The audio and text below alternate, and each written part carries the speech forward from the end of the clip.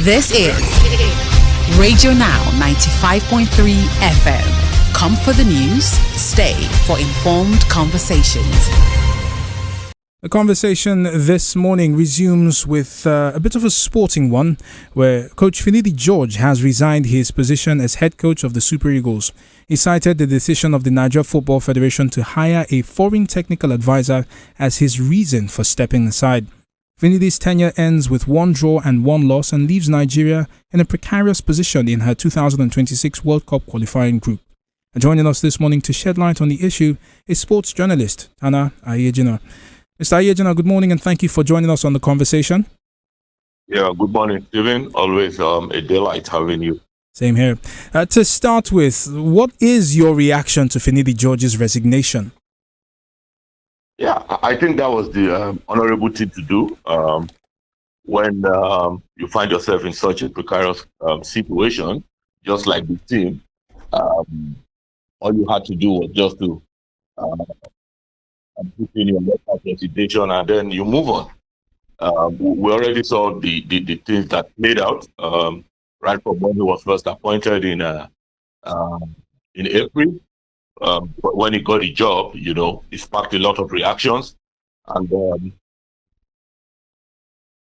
there were a lot of expectations. And for me, I think they were really too heavy for Finidi to carry. And at the end of the day, he found himself entangled in the politics of Nigerian football. If he had signed a proper contract, I think all this wouldn't have happened. So to a large extent, he also caused, some of the problems he found himself in. When you are not getting the best results, like they say, a coach is as good as his last result. We are still in a 16 group, a group that we could have had a possible 12 points. We are just on 3 points. We lost to Benin Republic, who should have, beaten and all of that. So when you are not getting the results, and then there are issues about, team politics, about lack of respect in the team. The players aren't playing to instructions and all of that. When you see that you are losing, that control of your team, I think the right thing to do was to honorably resign and then. Mr. Ayejina, let me ask you this, right? So he speaks specifically to the decision to hire this foreign technical advisor. And if he'd still been coach when this person would eventually be hired, there would be questions around who exactly is leading the team. Do you think the NFF could have handled this better? Because it seems like Finidi did not know that this was a decision that was going to be made. He instead heard it from the grapevines. Yeah, I stated this earlier that if he had signed a proper contract, this wouldn't have happened. If they had a foreigner in charge in the first place, they wouldn't be bringing another foreigner to boss that foreigner. So that was why I said he caused some of the problems. There was no way. I didn't see the content of the contract he signed anyway, but there was no way if he had signed, a contract, and the federation know that, okay, at some point we're going to bring in somebody and all of that. If they were in his contract, if he actually signed things like this, then for me, yes, okay, maybe he would have stayed. And I do understand what you mean. What I'm wondering is if this isn't simply the NFF refusing to follow due process.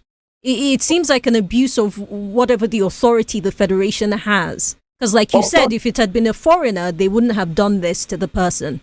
Yeah, of course it is. I spoke with some members of the technical committee and they actually told me that what they did initially was they submitted 5 foreigners to the federation. And the federation told them, no, we don't have money to pay a foreign coach. We want to go local. And so that was how Finidi was recommended to the federation. But today, the same federation are coming out to tell the world that, okay, they need, an expatriate technical advisor, quote unquote, who will be the boss to Finidi when he comes. For me, that would further have divided the team because you cannot have 2 captains in one ship. What will Finidi play? Head coach? or just a coach, or what? Is he going to be a trainer? What about his assistant? The foreigner who is going to come definitely will come with his team. So how are they going to, align this structure, that could work for the Super Eagles? The SY coach, Jose Peseiro, drew the first 2 games. Why didn't they bring somebody to box him? So, Mr. Ejina, I'm curious. Nigeria has had this particularly strange obsession with foreign technical advisors, but the last time that we won the AFCON, it was a Nigerian coach and a former Super Eagles player who did it. Why do we continue to obsess over foreign technical advisors when obviously we haven't succeeded in that regard since Clemens Westerhoff? We never believe in our own. That's the truth. And sometimes I feel maybe very soon we'll soon start having foreign governors, foreign presidents, and maybe perhaps foreign ministers. Once you have a wide scale, maybe we should start with the NFF before we go to governors and presidents. Once you have a wide scale, okay, let's say with sports, when you have a wide scale, for those of us in the sports section or the sports sector, they feel yes, you'll be better off than what we have at home. But the truth, if we must tell ourselves, Finidi George wasn't just ready for the Super Eagles job. The job is bigger than just coaching a Yimba and then they bring you here to take over the team or you serve as an assistant. No. Jesse had already coached Togo, qualified them for the World Cup, led them to the Nations Cup that they hadn't qualified for so many years, before he was even considered for the Super Eagles job. And when he came, he knew what to do. We had the talent back here at home, we had them abroad, and then he knew what he needed. He couldn't talk to 1 or 2 people. He was also very influential. He had his issues with the NFF. If you recall, at some point, he was handed a sack letter during the competition in South Africa. But he knew what to do. He just told the boys, this is why we are here. Concentrate on your football. Let's play it. Let's show them. Let's tell them that we can get this job done. And he did. But how many of these same local coaches have that clout, have that pedigree to be able, to hold their own, to be able to face the federation, officials of the federation and tell them, see, this is my job, not yours. Let me do my job. So they won't be able. And that's why we're having the problem we're having now. She had all the issues you could think of, A lot of people showed him, clearly that we want you to fail. Those same people are still in Nigerian football today. So if you don't have the character, you don't have the personality, there's no way you're going to survive it. So we don't have that yet. And they know it. The closest person, I don't want to make a case, and I don't want to name names, the closest person they also know who should have gotten the job, they didn't give it to him because they know he will not be a yes man to them.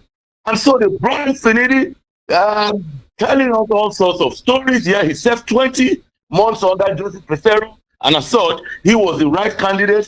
He knows the team and all of that. He never knew the team. That's not the truth. The players were not ready. They weren't going to respect him.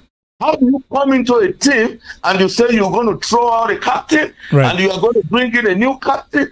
Well, Mr. Ayejina, I do apologize, but that's our time this morning on The Conversation. Tana Ayejina is a sports journalist, and he joined us this morning to speak specifically on the resignation of Finidi George as Super Eagles head coach. This is Radio Now 95.3 FM. Come for the news, stay for informed conversations.